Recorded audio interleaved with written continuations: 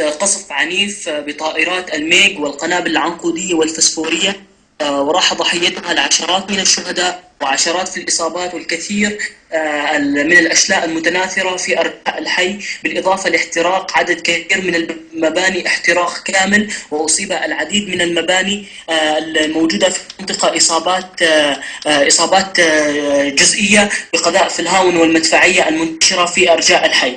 ومنذ ساعات الصباح الباكر في 11 صباحا بدأت طائرات الميج بغارة على المنطقة، وبعد دقائق ضربت الطائرة بغارة ثانية على منطقة الجمعيات بالذات، وأدت إلى إحراق عديد من الأبنية. كما هناك أيضا غارة أخرى على حي الجسر، وضربت بقنابل عنقودية وأدت إلى استشهاد 2 من عائلة واحدة. وفي حي آخر استشهد محمد القاضي أبو خالد وابنته الشهيدة رغد القاضي البالغة من العمر 6 سنوات، وهناك العشرات من الجرحى نتيجة هذه الغارة. وفي الساعة 12:15 ظهرا ضربت الطائرة الغارة الخامسة والأخيرة بالقنابل الفسفورية، والأهالي بحالة ذعر وخوف كبير بعد القصف بالطائرات، ولم تشهد المنطقة من قبل هذا النوع من الحرائق التي انتشر بكافة أرجاء الحي، وسبب دمار كامل في أغلب المنازل الحي، ويقدر عدد المنازل التي احترقت في هذه الغارة وفي هذه المجزرة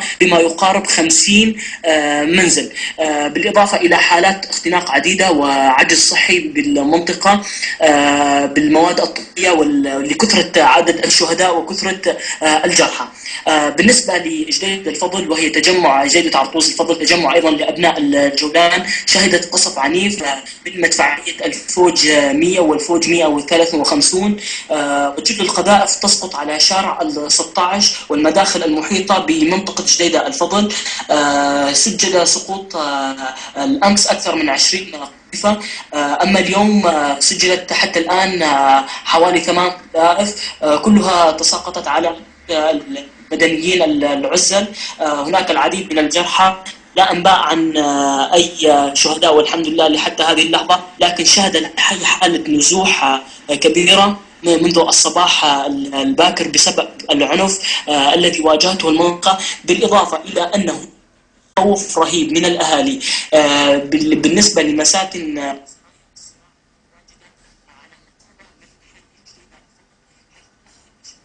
هؤلاء المساكن، ولزموا أسلحتهم وأعلنوا جديدة عرطوس، ويتخوف الأهالي دخول الشبيحة والعمل على مجاز هذه المنطقة.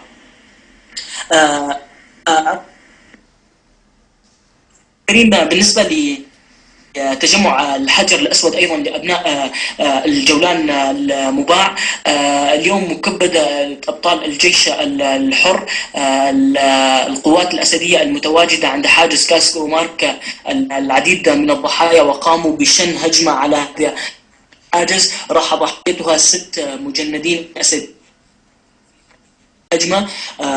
أما بالنسبة لمخيم القصف المدفعي على منازل مدنيين الآمنين اليوم من قبل مدفعية العدو الأسدي، في تكرار لمشهد يومي لا ينقطع، فقد بات هذا المجرم يعاني حالة من الرعب والهذيان من الأحياء الخاوية من معظم سكانها، حيث أن مخيم اليرموك وكبيرة من الحجر الأسود يعاني جدا نقص في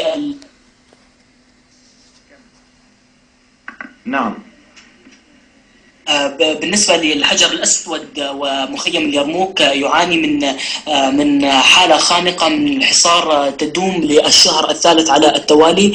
هناك قلة من المدنيين ما زالوا محاصرين في منطقة الحجر الأسود بسبب تضييق الخناق من قبل القوات الأسدية على هذه المنطقة، بالإضافة إلى قيام القوات الأسدية حرات وعمليات اقتحام متتالية تسفر أغلب الأحيان عن المجازر بكل معنى الكلمة، أكثر ما تستهدفهم العجزة والنساء والأطفال. وهناك خوف دائم من الأهالي من العودة لمناطقهم التي هجروها منذ 3 أشهر، ويسكن المدارس كنازحون ولاجئون في المدارس والمناطق الأولى في هذه المناطق.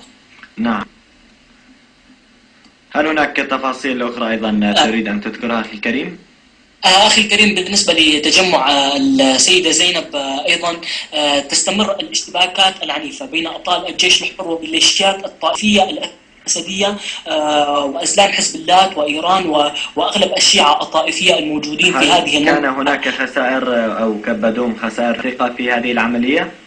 أخي، بالنسبة لوضع السيدة زينب، الاشتباكات لا تكاد تنتهي. هناك اشتباكات أشبه بأن تكون ساعية، وخاصة بالنسبة لثوار كتيبة شهداء الجولان الذين يعتمدون بإذن الله على تحرير منطقة مقام السيدة زينب، وهو يعد منطقة تسليح وتجمع لأغلب الشبيحة الطائفية. أبطالنا ما يزالون مستمرون لتحرير هذه المنطقة رغم التحصين الكبير، ويوميا ولله الحمد يتساقط العديد من الضحايا من بين هذه العصابات الطائفية، حيث يقوم أبطالنا بالهجوم من عدة محاور، وخاصة محور حجيرة البلد، ومحور أبطال نعم. أبطال شهداء الجولان. ففي هذه الساعة بالذات ما تزال الاشتباكات مستمرة في هذه المنطقة، لكن اليوم قامت عصابات الأسد باستهداف البلدة بقذائف الهاون بشكل عشوائي، وسجلت العديد من سقوط القذائف على منازل، حيث دمر 15 منزلا، بالإضافة إلى استهداف مدفعي لمزرعة من الأبقار رحل ضحيتها صاحب المزرعة. العديد من المواشي الموجودة في المزرعة، ولحقت أضرار مادية كبيرة في هذا المبنى. نعم، شكرا جزيلا لك أخي شامل الجولاني مراسلنا من الريف.